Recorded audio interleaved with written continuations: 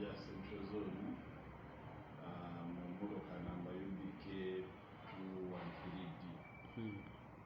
Omuzigu atannategeerekeka nga yabadde omu yamusindikiridde amasasi agamukutte n'afa. Emmotoka eno yabadde ne ddereeva we Waswa Mathias naye yasoboddwa nti n'asomatoka nga talina bisago byafunye embeera eyo. Okunoonyereza kukyagenda maaso n'okumanya ekigendererwa ky'omuzigu ono.